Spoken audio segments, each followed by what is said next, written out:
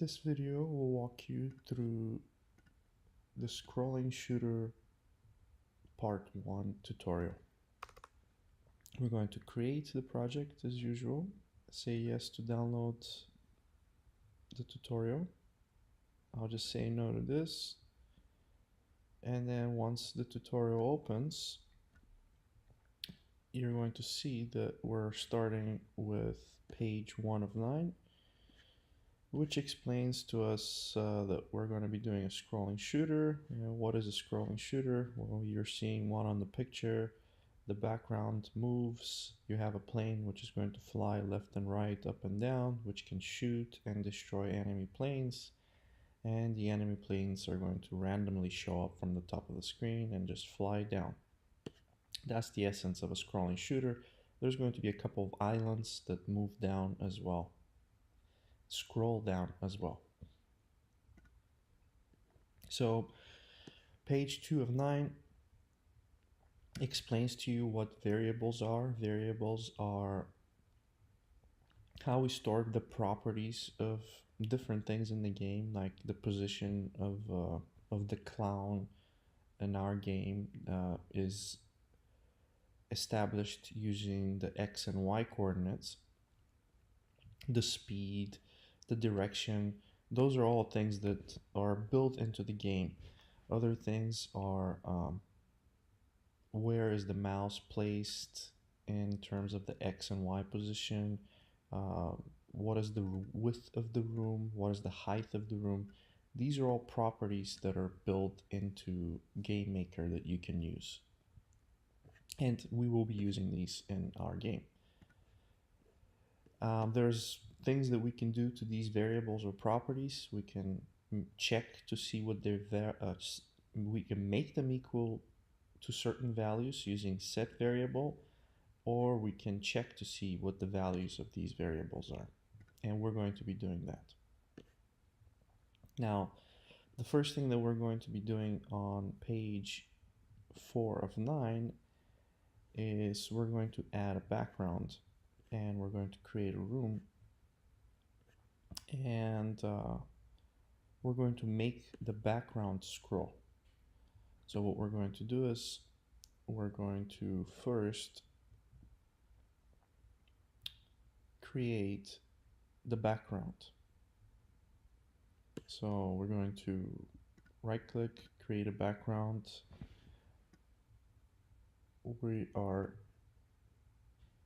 We're going to name this BCK_water as is shown here, and we're going to load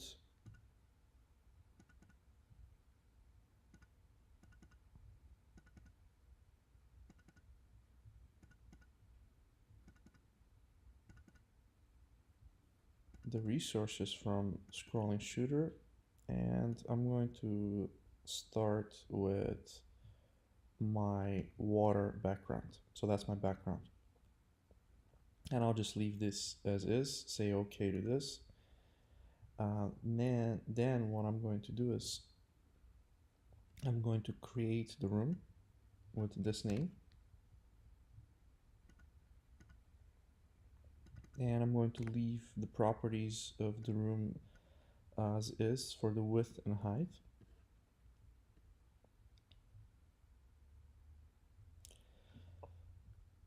Then we're going to go to the backgrounds. We're going to uncheck the draw background color to minimize resource use of our program. Next, we're going to enable our background.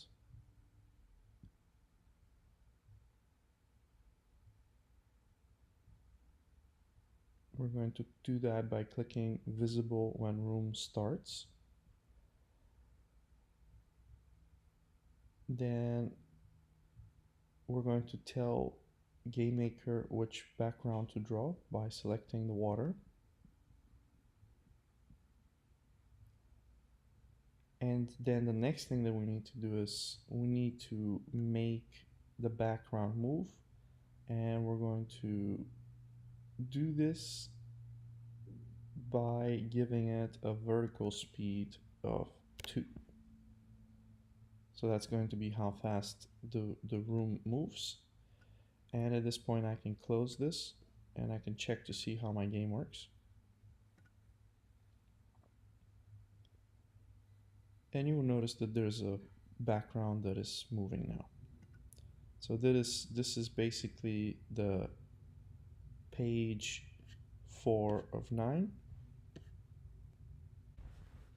The next thing that we're going to do is we're going to add the 3 sprites, which are going to be named Sprite Island 1, Sprite Island 2, Sprite Island 3. So we're going to right click on sprites, create sprite, Sprite Island 1. And again, we have to go and navigate to the resources, which is under user, here username, app data, local, game maker studio, tutorials, the scrolling shooter assets, scrolling shooter part 1 assets. And now what we're looking for is the islands. So this is my first island. I'm going to open my island, and we're going to leave the origin at 0, 0 for our sprite. And now what I'm going to do is I'm just going to try to copy this, duplicate the sprite, and this is going to be Sprite Islands 2. For the sprite, I'm going to load the second island, and we're going to leave that as is. Then I'm going to duplicate this as well, right click, duplicate. This is going to be my third sprite, load the sprite for the third island. That's 3 islands. Okay to that as well. Now what we're going to do is we're going to have to create 3 object islands, and for each of these object islands, on the create event we're going to give them a vertical speed of 2. So we're going to go in there to my objects, and I'm going to create 3 different objects. So I'm going to copy this one, right click, create object. So this is going to be my first island, and in the first island what I'm going to do is I'm going to tell the island that as soon as it's created, we're going to tell it to start moving down with a vertical speed of 2. So the island is going to move down with the same speed as my background. So they're going to move at the same speed. And then just like I did with my sprites, I can easily duplicate. This is going to be object island 2, Sprite Island 2, same create event and same vertical speed, just the sprite is different and the name is different. I'm going to duplicate that as well. Now this is going to be my third object for the third island, which also has a vertical speed of 2 as soon as it's created. Now that we have created these 3 islands, what we're going to do is we have to make sure that the depth of these islands is set to 10,000. So 10,000 for each of these, and the depth tells them to be behind a high number for depth is going to make our islands appear behind other things that are in the room. Okay, so that's the idea. By giving the islands a high depth, they will always be drawn first and lie below the other objects in the game. Now what we need to do is we need to check to see if our islands are going to exceed the room. So first of all, as we have the game so far, if I just run it, I haven't added the background, the islands yet. So if I go my room and I go to the objects and I just add one of each of these islands, I'm going to select island 1, island 3, and island 2. Right? So I'm going to make these 3 here, place them 3 instances in my room, and let's see what happens. So if I run the game, these 3 islands are going to go down, and then as soon as they hit the bottom of the game, they're going to disappear and they'll never show up again. So what I need to do is I need to tell the game that as soon as these objects reach the bottom of the room and disappear, they should reappear from the top. So how am I going to do that?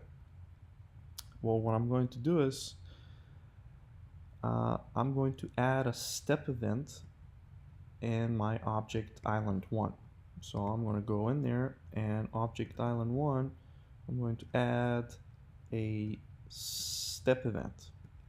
And what I'm going to do in the step event is I'm going to test a variable.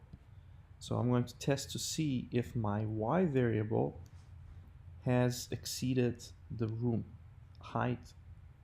Okay, so for this, if I was to go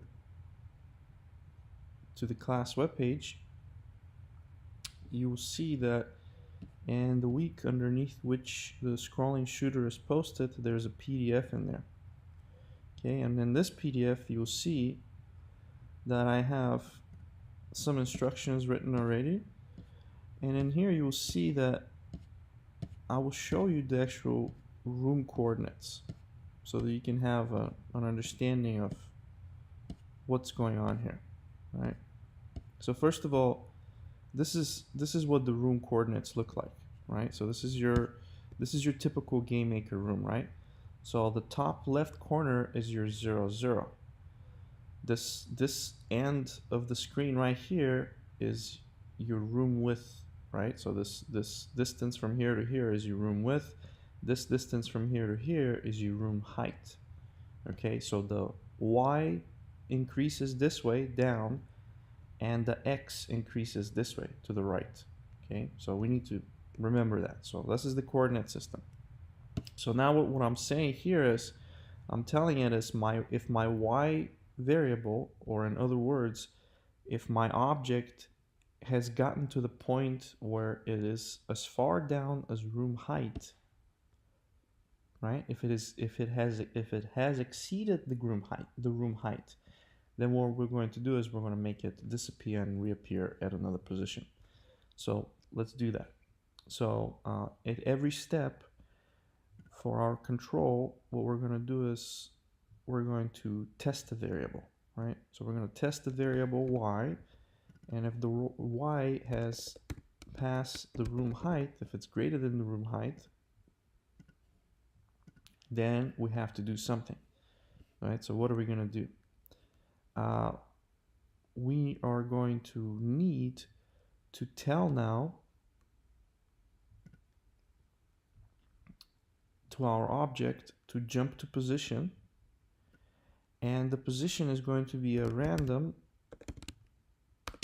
room width, and it's going to be a -65, right? So what I'm telling it is the island, right? So let's look at the island sprite real quick. So this is island 1, right? So the island 1 has a sprite dimensions 57, right?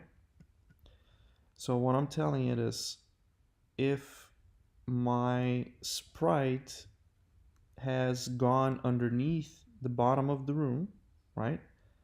Or in other words, if it is greater than my room height, right? If y is room height, jump to a position of random room width and -65. So what this is telling it is, we're telling the island, as soon as you get to the bottom here, jump somewhere here on top and jump a little bit higher. That's the minus. So it will not show up for a little bit. It will show at -65 here, somewhere at a random location or along the x-axis, and then it will start moving down. So that's the idea of this. So that's what we're going to do with this island, and say okay to this, and okay to this, and let's have a look at this. And then now I can just copy my event,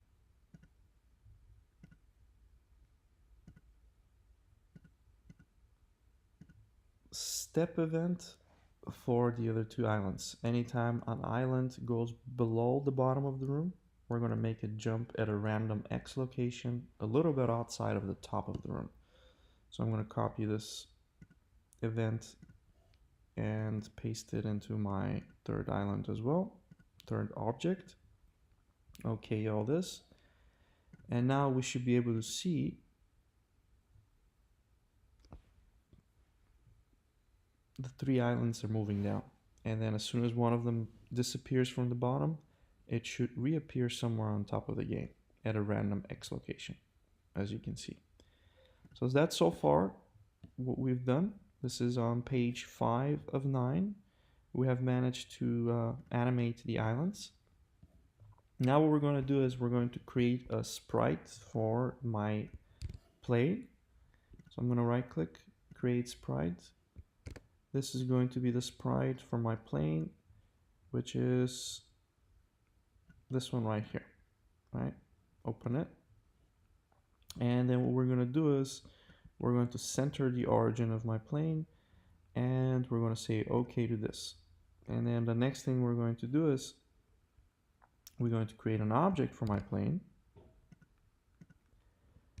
and we're going to load the sprite of my plane for it, and we're going to give it a depth of -100.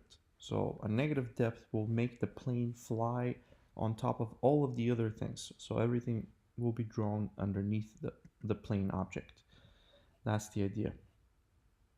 So now what we're going to do is we're going to make the plane move in different directions.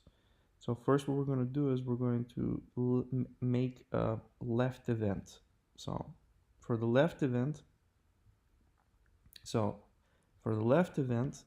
when we click the left key, the plane should move as far to the left as possible, meaning that as soon as it gets to the end of the room, as soon as my plane gets to here, it should stop moving.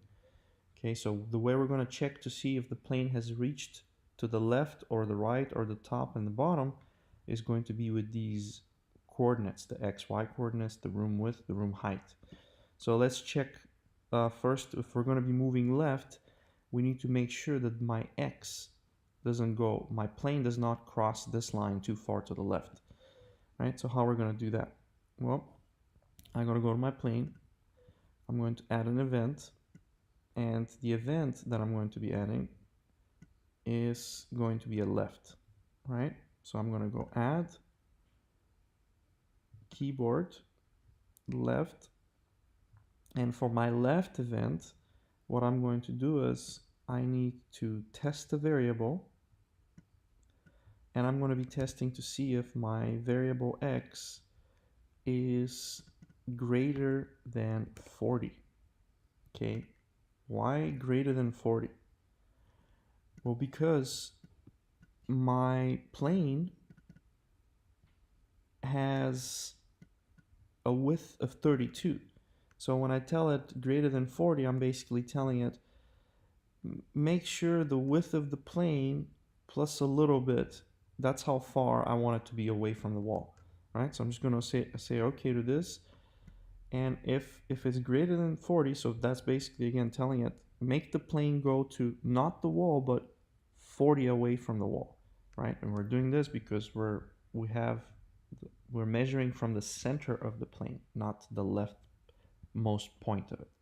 Okay, so now that we have done this, what we need to do is we need to tell it to jump to a position, and the position is going to be a -4 on the X relative.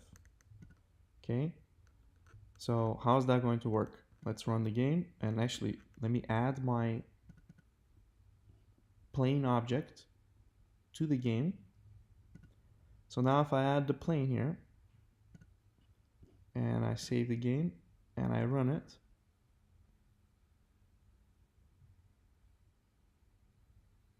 you're going to see that I can move the plane, and as soon as it gets to the end right here, it stops. So that's the effect of checking to see if it's greater than 40, making it stop 40 away from the left wall.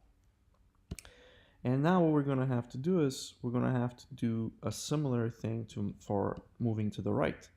So I'm going to open up my plane. I'm going to add an event, keyboard. We're going to go to the right. And for the right event, we're going to be doing similar things. So what I'm going to do is I'm going to check to see if I have gotten to the room width minus 40. So I want to check to see if my X is gotten to the point of room width minus 40, right? And if it is less than that. So in other words, if I'm pressing the left key, my plane is going to keep moving to the right. If I'm pressing the right key, my plane is going to be moving to the right as far as room width minus 40. So I'm going to make it move as far as up to here, and then it can't move. That's how I'm setting it up. So I say okay to this. I run again. And now you see that my plane can only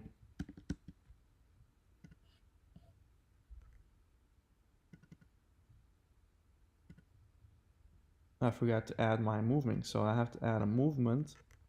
So jump to position is going to be 4 relative. So I have X is less than room width minus 40 and jump to position 4, 0. And then okay this. Check again. And now when I press the right key, my plane moves, and it gets to the certain point that I designated, and it will stop. So that's the left and right. Now we're going to do the same thing for up and down. So we're going to go for the up, or actually we can do the down first. So we're going to do add event, keyboard, down. And for the down event, what we need to test is if my plane has gotten as far as room height minus 40, just like we did before.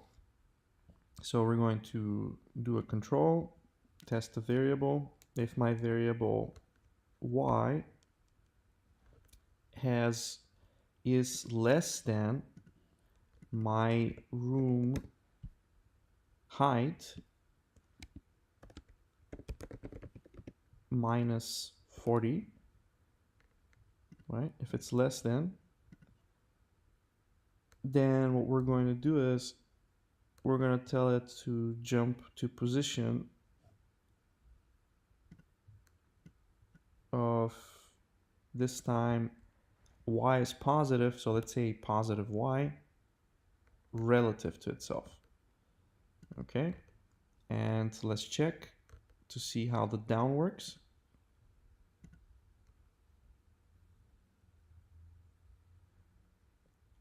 Going down, and it stops. So the down, left, and right have been done. Now only need to do the up, and I'm going to do the up similar to what I did before. So this time I'm going to add an event, keyboard, up, and for this again I'm going to test a variable.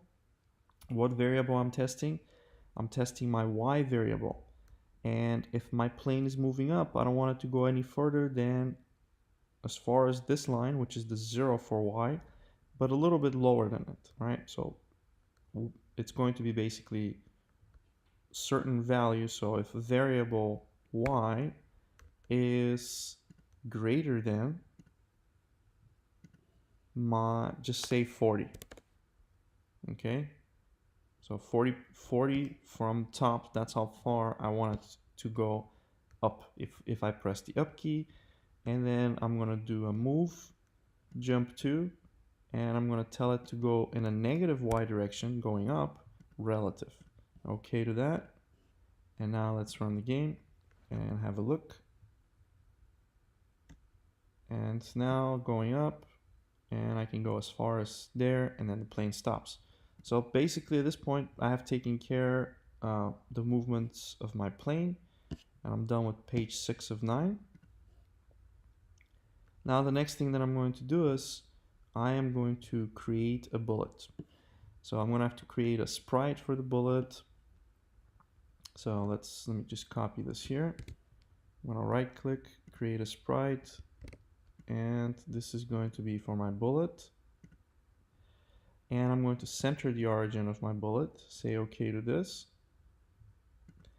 Then I'm going to right click to create an object, which is going to be my object player bullet. And for that, I'm going to load the bullet for this, the sprite for the bullet. Now I need to do a couple of things, and I'm going to do a create event.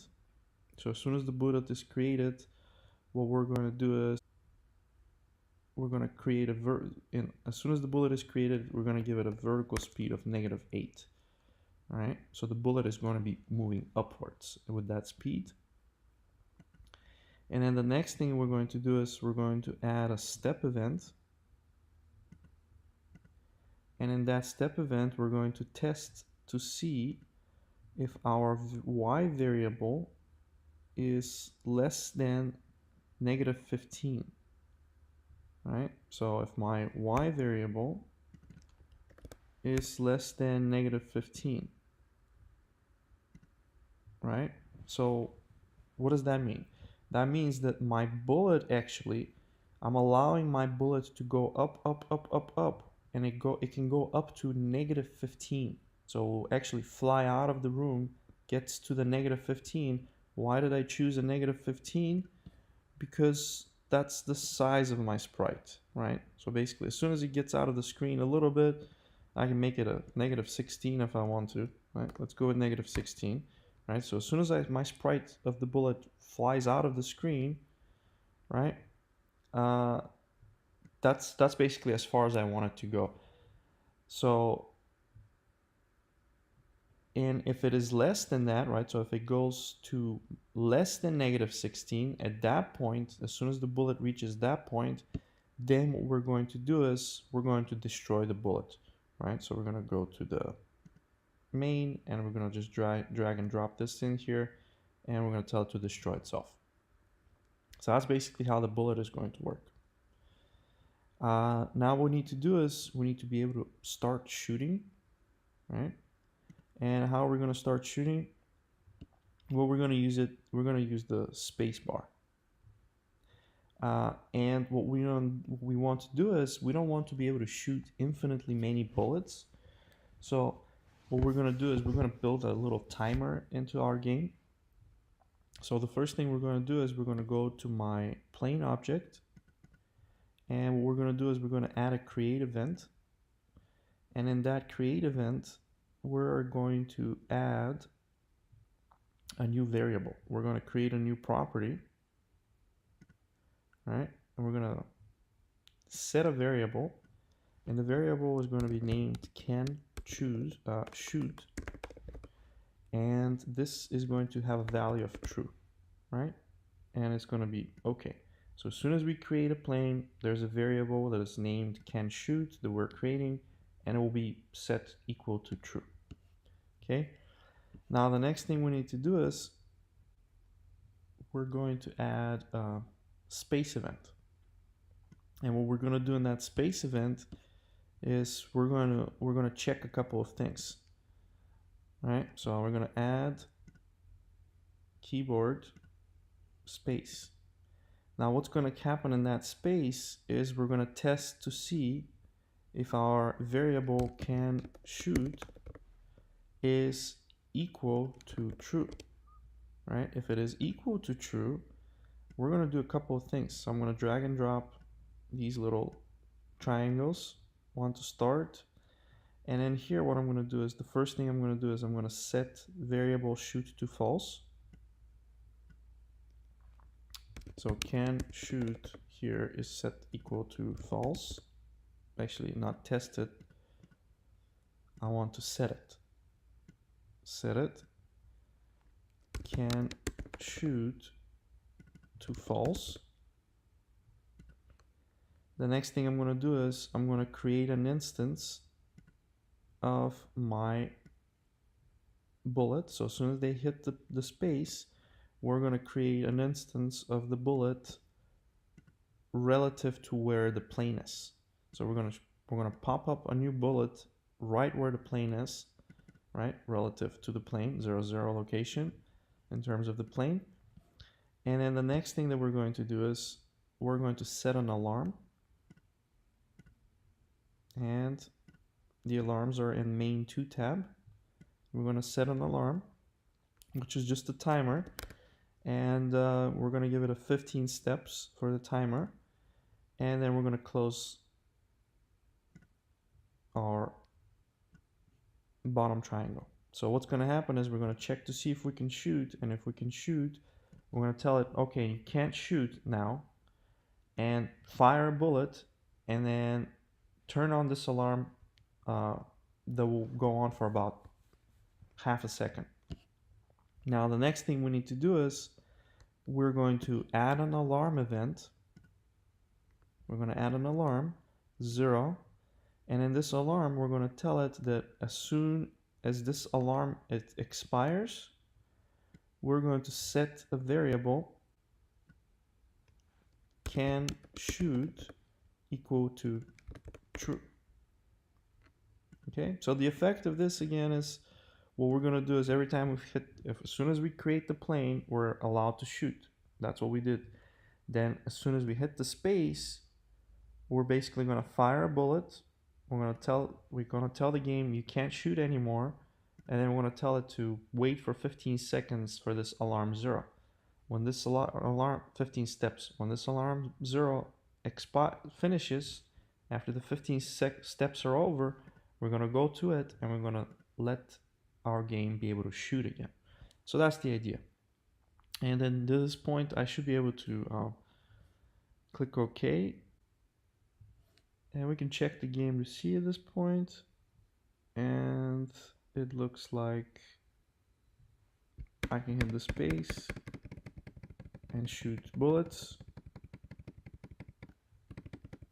Okay, so now the next thing that we're going to do, we're done with page 7 of 9. We're going to go to next, and now we're going to add enemy. So we're going to add a sprite for the enemy. So we're going to go right click on sprites, create sprite. This is going to be my first enemy, and set the origin to center for this. And we're going to create a new object for the enemy. We're going to load the sprite for the enemy for it. We're going to give it a create event, and we're going to give it a vertical speed of 4 so that it flies down as soon as we create this thing. Now what we need to do is we need to tell it that when the plane reaches at the bottom, we need to make it reappear at the top.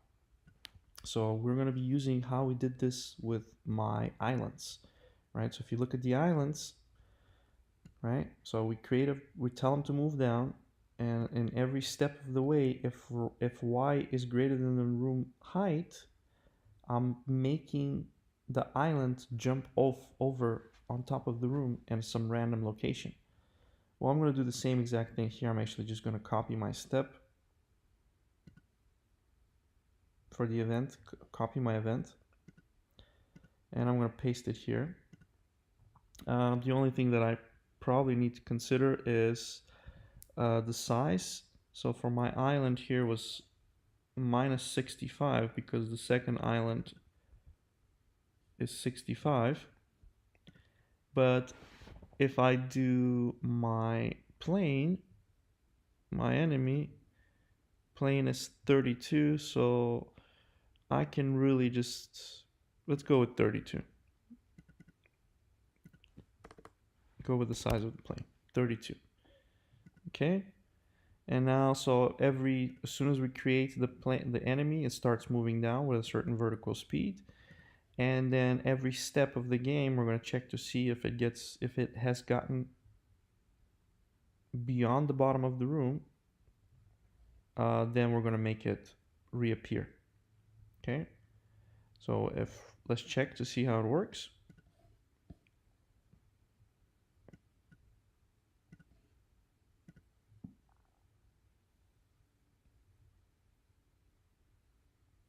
I haven't added the plane yet. So let me go to the room and add my object for the plane, the enemy plane. I'm gonna put it right here. Run a game again. Now the enemy plane should fly down, and as soon as it flies off the room, it'll reappear somewhere else. Okay, so there you go. So far we added the enemy behavior somewhat. Now what we need to do is we're going to create an explosion sprite now. So we're going to have a sound and a sprite for the explosion. So we're going to create a sound, right click, create sound. This is going to be my sound explosion 1. All right, I'll name it sound explosion 1. And again, same thing, you have to navigate. And we're choosing the explosion 1.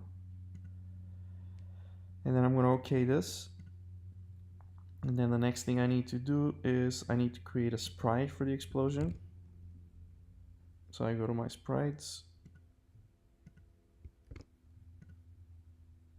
And this is your explosion 1. And then open it. Make sure that you center the origin for the explosion 1 sprite. And we're going to create an object for my explosion 1. And we're going to load the explosion 1 for that object, sprite for that object. And now what we're going to do is, as soon as we create the explosion, as soon as it's been created, what we're going to do is we're going to play a sound, and that sound is going to be the explosion, right? So that's as soon as we create the explosion, there's going to be a sound. And then what we're going to do is we're going to do an animation end. And what happens is the animation end happens when the end of the animation of the sprite has reached. So when we get to the last frame of the sprite, that's the animation end. That's under other, animation end. So as soon as the sprite has done, we're going to destroy itself. So as soon as it plays itself out, and then it's going to disappear from the screen. Now what we're going to do is we're going to add collision events.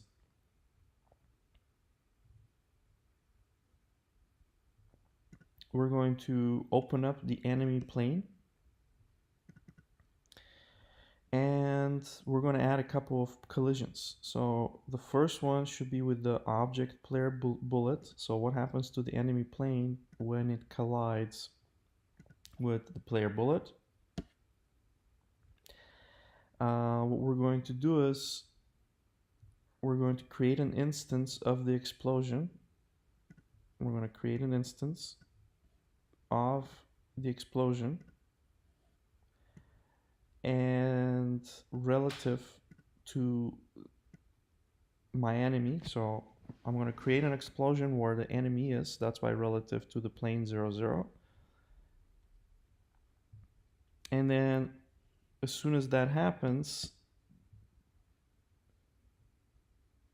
we're going to move the plane outside of my room, similarly to how I made it move outside of the room when it. So as soon as the bullet hits the player, we're going to basically reposition. We're going to make it disappear and reposition itself somewhere on top of the screen, right? So you shoot the player here, and it'll reappear somewhere on top. That's the behavior that we want. So I'm just going to copy this here, the jump to position from the step, and I'm going to paste it here. So as soon as you collide with the bullet, we're going to create an explosion, and the enemy is going to jump off the screen a little bit. Okay, so that's the idea behind this.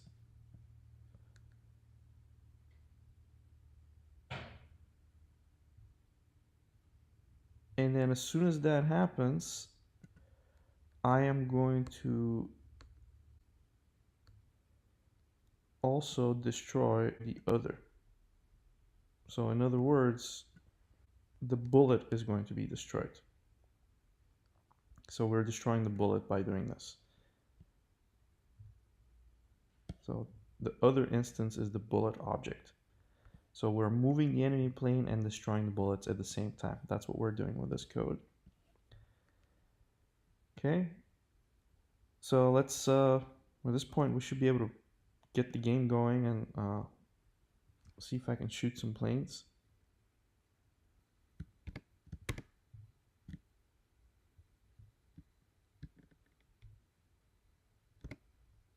There you go.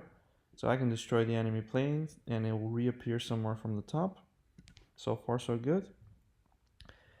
Now the next thing we need to do is we need to add a collision with the player plane. So now we're going to create another explosion and another sound for that explosion. So we're going to create sound. It's going to be sound explosion 2.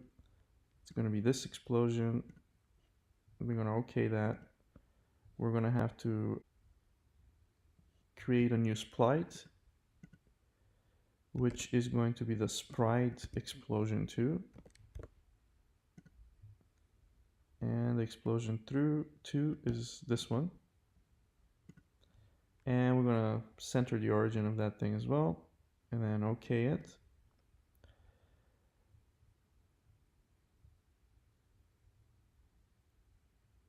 And we're going to make a new object, explosion 2 now.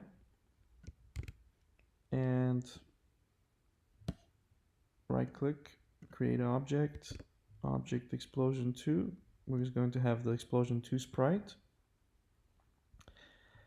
What we're going to do is we're going to create an event, create event.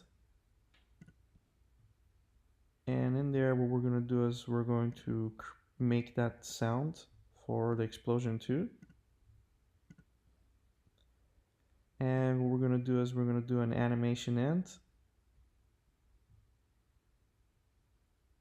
And in my animation end, other animation end, and the animation end, I'm going to display a message, which is under main 2.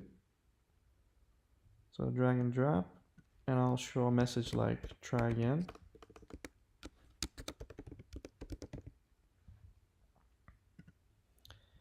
And then I'm going to do restart the game, which is this right here, drag and drop. So as soon as the animation, as soon as we create an explosion 2, we're going to make a sound. As soon as the animation ends, we're going to show a message, try again, and we're going to restart the game. That's basically what's going to happen. And then I'm going to say OK to this.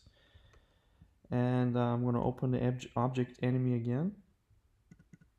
And what I'm going to do is I'm going to add a collision event with the player plane. So if I collide with my plane this time, then we're going to create an instance of the explosion 1 relative. We're going to, in main 1, we're going to change into explosion 2. And we're going to perform yes event. And then we're going to make the enemy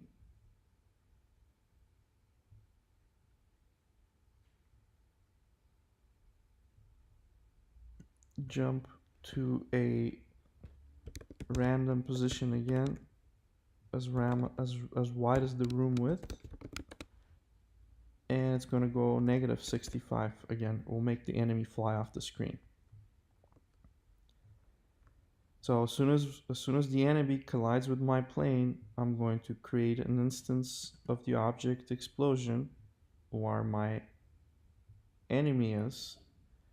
Then I'm going to change my plane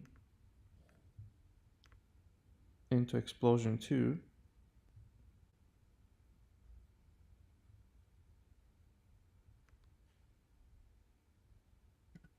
So for the change instance, we want to make sure that it is set to other.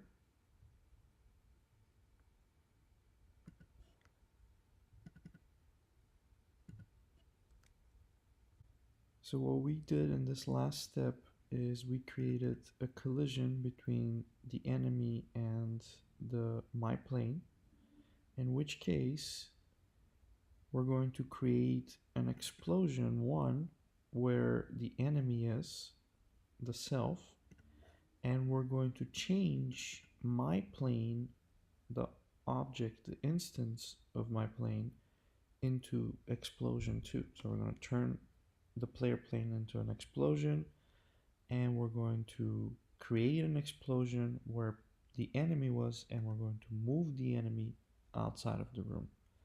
Now keep in mind that as soon as we have explosion 2, what explosion 2 did was explosion 2 played a sound, and then as soon as it ended, it showed try again, and then it restarted the game.